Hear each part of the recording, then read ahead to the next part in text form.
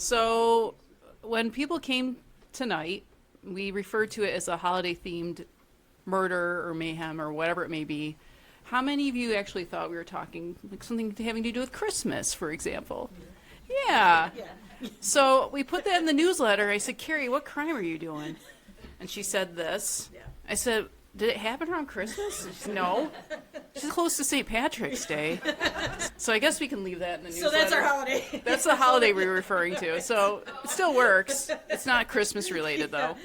Which is why I'm wearing green today. Yeah. See, I thought we were going with the Christmas color. No, I'm going with the St. Patrick's Day. All right, okay. Another question I have. Yes. How many of you have watched the JonBenet Ramsey documentary on Netflix? What? People here. All right. The three of you then, what do you believe now? Or is it still the same as what we talked about in the past? Okay. Do you have any thoughts?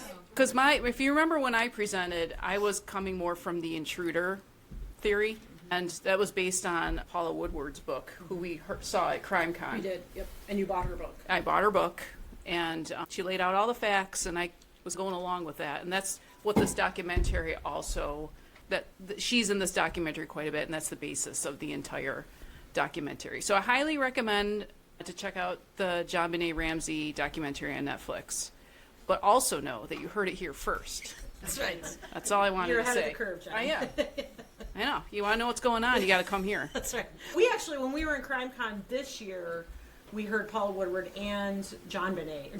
John Ramsey, yeah. Was there speaking, which was really interesting. It was interesting to hear him talk, and he's very emotional, obviously, about this. And but it was strange. Yeah, I was going to say it was strange because when he came out on the stage, it's, do I clap? Yeah. Don't I clap? Yeah, I don't right. know. Yeah. It felt weird. Yeah. It was just a weird sensation. Yeah. And it's just the information was out there that for the longest time that it was the parents. And that's what everyone believed because that's what the media was putting out there. Were the police pushing that theory too? Yeah, they were Okay. feeding that information. Yeah. They were trying to get them to turn Yeah. either on each other or Right. finally just give in Right. and Yeah. admit that they did it. Right. Which they never did. No. And Patsy Ramsey has since passed away. Yes. Yeah. So anyway, there's your Christmas theme crime. That We're did just actually happen rehashing. at It Christmas did. time. It Yeah. did. It was the day after or yeah. the day of? I think it was the day after. No, they found her the day on Christmas. Yeah, I didn't think. Yeah, I think so. Because they went to a Christmas Eve party. Is that or was? No, I'm in December 26th. Okay, all right, maybe I could. Yeah. Anyway. Well, Christmas time ish. Yeah. Christmas time. Christmas time. Christmas time. I would definitely say that first part was absolutely true. John Ramsey, when we saw him speak, definitely looked defeated and like, how come the police are not investigating? Why aren't they attesting this DNA? Because that could solve this. And yeah, he's been fighting this for that happened in '96. So it's been almost 30 years. Yeah, no, it's 30 years. So yeah, that's a you're long right. time to be fighting this and fighting the police and trying to get this solved. And Yeah. So, anyways, yeah, check that out. Yeah, check out the documentary. Yeah. Great. All right. Okay. That's my 2 cents. Okay, great. That's Okay. my public service announcement. There you go. Now I'm going to sit back and relax. Let Carrie do the talking. Okay, now who has heard about this art theft from the Isabella Stewart Gardner Museum? Okay, anybody remember when it actually happened, like in the early 90s, when it happened in 1990? Had you heard of this, or did you know anything about this? Okay. I didn't know what was going on. Okay. So this is the biggest art theft, not only in American history, but in the world. The value of the art that is still unaccounted for in 2015 was estimated to be $600 million. So these pieces some of them they're all one of a kind, right? Some of them, like the Vermeer, he only painted maybe 34, 35 paintings. So to lose one of his is really, it's pretty devastating. It was devastating to the museum for sure. So let's just jump right into this, and we're going to talk a little bit as we go through about who is Isabella Stewart Gardner, what does the museum look like, because it's actually really cool, how did the theft happen, what are some of the theories about where this artwork is, and then we're going to talk about another art theft case that happened in Arizona in 1985, and that's all going to tie back together. Gotcha. All right, so let's start by talking about Isabella Stewart Gardner. She was born in 1840 to a wealthy family from New York City. She was introduced to her future husband by her college roommate, and they got married in 1860. They had one child together who died of pneumonia, and then she had a miscarriage the following year and was unable to have any more children, although they did adopt her brother-in-law's children. I guess he passed away and his wife did as well. So they adopted those 3 kids and raised them. She began art collecting because of the depression she was feeling after losing her child and having a miscarriage and not being able to have any more children. So they started traveling overseas, like in the 1890s, which you can imagine is like, Yeah, God, that was taken forever. Forever. You take a boat to Egypt, it probably takes you like 3 months to get there or something crazy. And they begin collecting artwork. And actually the Vermeer painting, which I'll show you in a little bit, was actually on the first screen there. That was like the first picture she bought. I'm going to go back to this Vermeer painting here. This is the very first picture. Oh, I can't see it. Okay. Like, which one it's that one up in the corner there. That's the very first painting that she bought, or one of the very first. And she paid, do you want to guess how much she paid for that painting? $2. No, it was a little bit more than that. $1. No, it was more than that. Okay. She paid $5,000 for that painting. Huh. Back then. Yeah, and I want to say that was, I'd written down the year. I want to say it was like 1892, maybe 1872. And then I compared to what would that amount of money be today. And she would have paid $173,000 for that painting, which, but it's valued at $160 million. Yeah, so that's one of the first pieces she collects. She and her husband start really collecting a lot of art from around the world. And she has a couple people guiding her on which pieces to buy. And their house in Boston starts to become too small for all of these pieces of art. So she and her husband start working on this new house in the Southie area of Boston. And her husband died before the house was completed, but she oversaw the completion of the house and then moves into it. And it becomes, her art is displayed throughout the building. She lives on the 4th floor. And when she wrote her will, she stipulated that the permanent collection, quote, not be significantly altered, which has really affected this museum forever, and actually led to some of the security problems that they had in this museum, because they couldn't really, they're like, it says we can't do this, and if they do anything, they had to donate all the art. They had to get rid of it and donate, Anyways, that becomes an issue. But she was friends with lots of contemporary painters. She was friends with American artist John Singer Sargent, who did a lot of portraits of her, so I've included a couple of those here.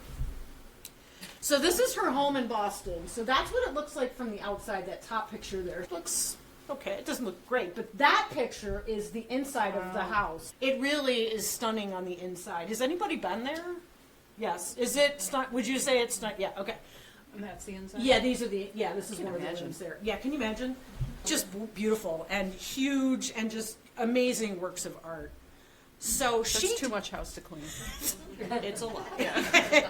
There's 4 floors and a basement. There's different types of rooms. We're going to talk a little bit about the Dutch room. That was where a lot of the paintings were taken. And she lives on the 4th floor of the building. And after she dies in 1924, that 4th floor becomes a home for the museum directors, which is also... So wait, can I ask, was the whole building a house? It was her house. It was never a museum. It became a museum. I think she there. opened it up to people who could come and take a look at that art. She was very prominent in Boston society at the time. I'm sure she had a lot of parties. Yeah, she had a lot of parties, stuff like that. So we're into the 1980s, and there are some security questions and issues that start to come up in the museum. And the museum in the 1980s did not have a lot of funding. It was running on hard times, and because she had said in her will not to make any major changes, the board was like, we can't really do anything. Yeah. So there was a plot to rob the museum in 1982, and that prompted the board to spend money on a closed circuit television in the building and then infrared cameras. And those were really the only things that they did to enhance the security in or around the building. And by the end of the decade, the only way to contact law enforcement if there was an issue in the building was to trigger a silent alarm at the security desk. Now, there were other museums that had stronger security protocols, so they would have people who were doing like night security would call the police department every hour and say, hey, everything is okay here, everything's fine. They didn't have that. And really the only thing that the night security guards had, they had a flashlight and a walkie-talkie, and that was it. to walk around this huge building and lots of It's almost like this spaces. attitude, like it's not going to happen. Yeah, it's here. not going to happen. Even though there was a plot to steal stuff from that. That's a warning. And then it's always easy to look back now Yeah. and say, obviously they should have done these things. Yeah. But they didn't have the money, and I think they were nervous about making any big changes to the building. Okay, so here comes the holiday part of it. So in the early hours of Sunday, March 18th, 1990, which is, if you're familiar with Boston, St. Patrick's Day is a huge event. And I learned doing this that Boston always has the St. Patrick's Day parade on Sunday. So even though St. Patrick's Day that year was on Saturday, the parade was Sunday. So that whole weekend in Boston must have been just one huge party. And so the museum is in the part of Boston where they're actually having the parade. Okay. So you have to think the police were probably preoccupied by other issues happening around the holiday. But on that, in the very early hours of Sunday, March 18th, two men dressed as Boston police officers used an intercom on the side of the building to gain entrance to the museum by claiming they were following up on a disturbance. Oh, wow. Now, there had actually been a disturbance in the museum, like right around midnight on that same night. So one of the security guards, Rick Abath, went into the Dutch room because he was seeing that there was like a fire alarm. Something was going off Yeah. in that room, that there was some type of fire or it was triggering the fire sensor or whatever. But he didn't see anything, and he never did anything to follow up on that. So some people think that was the guys on the outside doing something to trigger that fire alarm to see what kind of response it would get from the police department or the fire department or kind of security company, and nothing happened. So anyways, Rick Abath is sitting at the security desk. He sees them, and he lets them in, which they're not supposed to do. They're not supposed to let anybody in, but hey, they're Boston police And officers. this was, they showed up after this alarm, false kind of. Yeah, so the false alarm was like maybe midnight, like Yeah. 12 to, and then they show up, maybe an hour later. So maybe he's thinking, okay, maybe there was a disturbance. That's Yeah. why the police are here. Yeah. So he lets them in. And the two men, use this ruse to get him away from the security desk. They said to him, hey, we think we have a warrant for your arrest. Can you come out of here so we can talk to you? So he's, okay, I better go deal with this. So he goes away from the security desk, and now he's away from the only way to connect with the police department. So he goes out and starts talking to them, and they like push him up against the wall and handcuff him. And he is, okay, they never even searched him or anything. They just handcuffed him. Something is not right here. So they say, you got to contact the other guy who's on his very first night shift. He's never worked a night shift in the museum before. His name was Randy Hestand. And they radio him to come back to the security office. He comes back. They handcuff him. Then they take both of the guys down to the basement where they're handcuffed and their faces and heads were duct taped. You got to see what this looks like. This is the next picture here. So this is Rick Abath here. That's what he looked like when we found him, right? So they duct taped all over his head. So wait, how many? There's only 2 security guards. There's only 2 security guards at night. All right. So that's a security issue too, right? This building is huge. So then they get these guys handcuffed. They're in the basement. There's nothing. There's no police coming. There's no fire. They basically have free reign in this building for the next 80 minutes. And so there were internal alarms coming off in the building, right? Hey, somebody is in this room. Go investigate. No one can do anything about it. Nobody can do anything about it, right? This is like printing off on a dot matrix printer back in the day.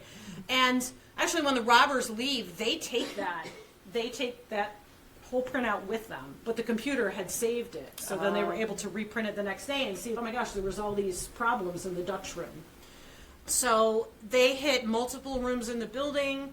They stole paintings by Rembrandt, Degas, Manet, and other items, including a finial off a flagpole, which I did not know that was what it was called. It's like the very top of the flagpole. And then a Chinese face. And it was weird what they took and what they didn't take. And they just cut these paintings right out of the frames. Like wow. With a knife or an X-Acto knife or something. And rolled them up and took them. And then rolled them up and took them. Yep. So these are all of the different stolen works that were taken. Oh, and here's one of them right now. And so one of our colleagues actually went to the museum and got this one. Yeah, so this is Rembrandt's, it's called Storm on the Sea of Galilee. And this is Rembrandt's only seascape. So that one is also really special. And they stole a lot. They stole like 4 Rembrandts, and then they stole some sketches by Degas. That was the other artist that they took more than one painting from. And none of these art pieces have ever shown up anywhere. Nobody knows where they are. So this is the aftermath. This is a picture of what it looked like the next day. And then this is what it looks like now. They've just left those frames there. So if you go to the museum today, you'll go into rooms where there will be these empty frames. Yeah. Because they're waiting for That's those paintings to come back. Yeah, they're hopeful. I still don't understand. What do you do with these paintings that you steal? You put them on display in your house? So that's a really good question, and we're going to actually talk about that. Like, why do people steal art? There's a financial motive, because you think you can sell these. You cannot possibly bring any of these. If you brought this to Sotheby's, they would be like, these are stolen. On Facebook Marketplace? Facebook Marketplace? Yeah, no. There's no one that would buy these. So, like, what? But then, so why would you steal them? Yeah. Do you steal them for your own use? There's black market. There's black market, yeah, but none of these pieces, to my knowledge, has ever shown up anywhere. They don't know where any of these are. So then, of course, they start looking at suspects, right? So top of the list is the security guard who let the police officers in. He also had done something that night. He had opened up one of the side doors, opened it and closed it. And the police theorized that may have been a signal to the robbers who were outside, like, hey, I'm going to open the door up and just let you know it's okay to come in. He long denied any involvement. He long denied any involvement in the theft. And the FBI cleared him of taking any part in it, and mostly because they didn't think he had the smarts to actually pull this off. Yeah, I didn't want to say that, but that was what the FBI said. So Whitey Bulger came up. He was the mob boss in Southie, and there was some belief that maybe he stole it, and he gave it to the Provisional IRA in Ireland to raise funds for what they were doing. I don't know about that. Brian McDivitt, I'd never heard of him, but he was an art thief who used a similar MO to rob a museum right here in New York, in Glens Falls. Yeah, he's nearby. I know, right? Is he still alive? I don't think so, Oh. although I don't know. His fingerprints didn't match anything that they found. I don't know if the guys were wearing gloves or not. I don't think that they were, but maybe. I don't know. Seems sloppy. Yeah, exactly. Bobby Donati, I had also never heard of either, but he was a mobster with one of the big families in New England, and he has long been considered a suspect, although the FBI doesn't consider him a suspect. And he was murdered in 1991, so he was murdered the next year, and that murder remains unsolved. So then I think maybe he did have something to do with it, and they're killing him so that he doesn't talk about it. Have they ever done like touch DNA on any of these things? I don't know. I haven't read that, so possible. I don't know what they did, because they would have left. They left the frames, and then there were a couple other pieces of art that they pulled off the wall that they didn't end up taking, and it was because some of those pieces, they were attached to the frame in a way that made it difficult to get them off. Yeah. The other ones they could just cut right out of the frames. So they must have repaired the ones that they couldn't I take. think so, yeah. Huh. Okay, so in 1994, something interesting happens. Is it O.J. Simpson? It was not O.J. Simpson. Oh, I don't know if that's... Sorry. All roads lead back Yeah, all to roads- O.J. That was 95. I know, Yeah, that's like- sorry. So the museum director, who received the ransom letter, was actually the museum director who was the director when the theft took place, and she had only been the director for 6 months. Okay. She also did not live in the museum, Okay. which makes me also think this had to be some sort of inside job, because somebody knew that she was not living in the museum, as previous museum directors had done. So I'm like, did they announce that maybe when she took the job, that she would not be living in the museum, or how did people know? Would that matter? Yeah, because she would have heard the alarms. Oh, she would have. Yeah, because she would have been in the building. Yeah.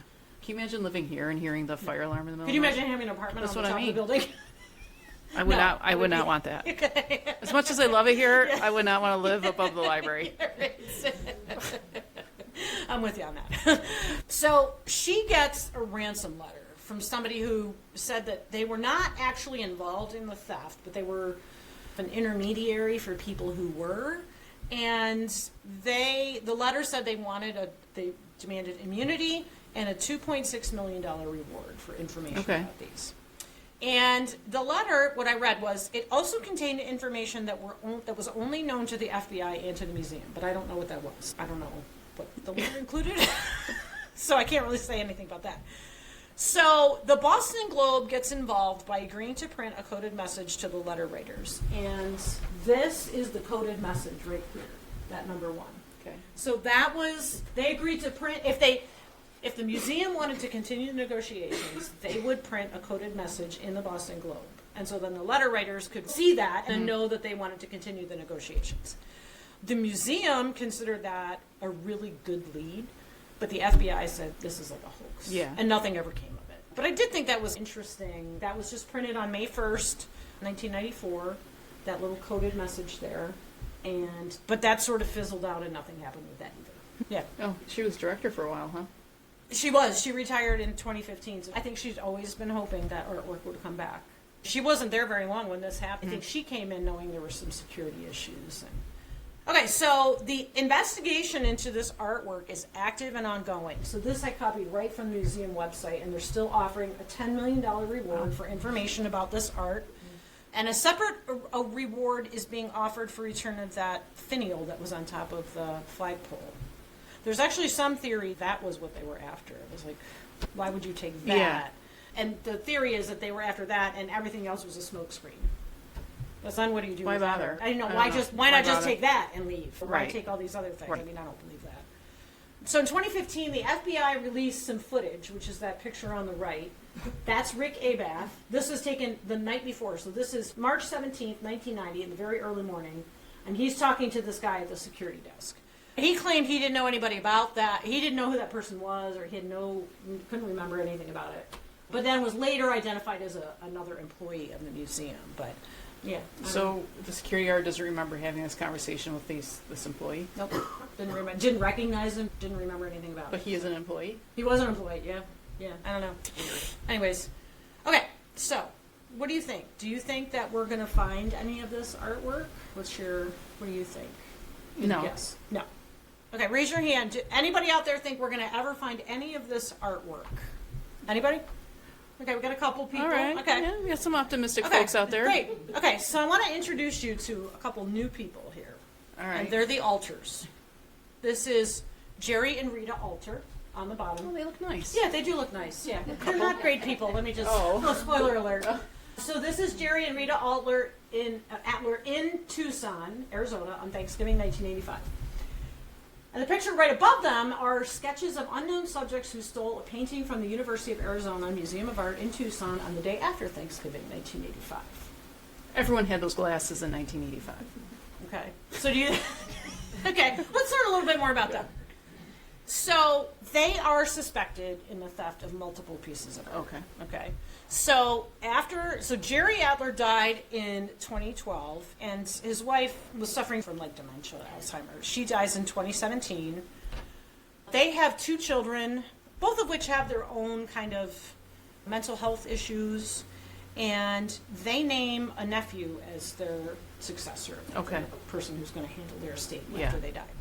So the nephew hires an antiques dealer to come in and appraise their house because they have lots of pieces of art. And they happen to find a painting by Willem de Kooning called Woman-Ochre, which is this painting right here, in their bedroom. It's behind their bedroom door. And that was the piece of art that was stolen from the University of Arizona Museum of Art the day after Thanksgiving in 1985. What was the story with that one? Like, how were the thieves able to get in and... So they came in, so it was the day after Thanksgiving, so it was quiet, because it was at the University of Arizona, and a lot of people are home for the holiday, and these 2 people show up right when the museum opens. And the museum director who was on charge that day, or the person who was in charge that day, came in and then goes and uses the bathroom, and he's like taking his time. Meanwhile, these 2 head right upstairs to the room where this painting was. And Rita Alter, or the woman in the sketch there, corners the only other person in the building who works for the museum. Distracts them. And she's talking about another piece of art and other things. The other guy's in the bathroom. And Jerry Adler just goes to that painting and cuts it right out of the frame, just like they did at the Gardner Museum. And so no one has any idea who these people are, and nobody has any idea where this artwork is. And then in 2017, it shows up in their house. That is it right there. So they also found, in this other picture here, it's called Indian and War Bonnet, that top picture there in the middle, and then the picture underneath it called Fall Landscape. Those were stolen from the Harwood Museum in Taos, New Mexico in the mid-1980s. And those were also found in their house. This is Jerry Adler playing the clarinet, like he was being live streamed. And he was a musician.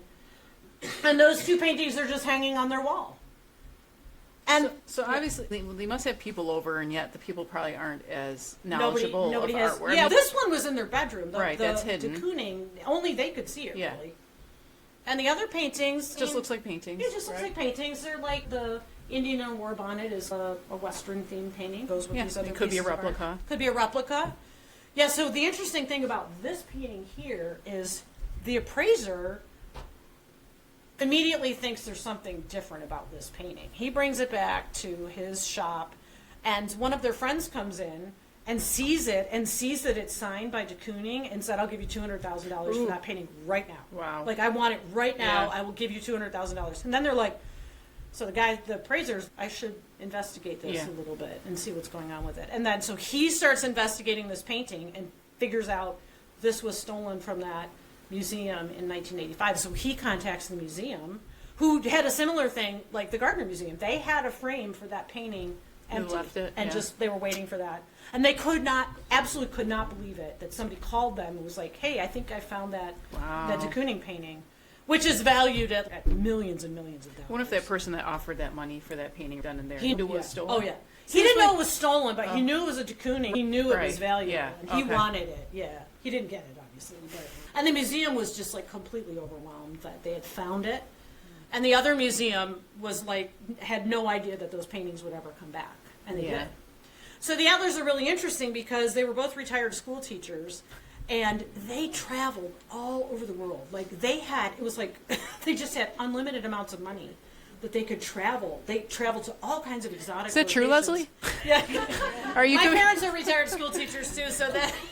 Is that what you're planning to do? I was saying, it could be me. Yeah, I know. My future retirement plan. So there's some theory that I think I'm missing a slide here, that Jerry Adler was involved in the Gardner. Yeah, but they didn't recover any of the other stuff, right? Yeah, but they think they got that money because they sold some of that, or they were paid to steal that. Right? They were paid to go to Boston. I think I'm missing a slide. Oh, yeah, okay. I'm missing a slide. So there was another slide where there is a comparison between The two crimes? this one, this picture here, here, a picture of him, and then the picture from the sketch from the Boston theft. Oh.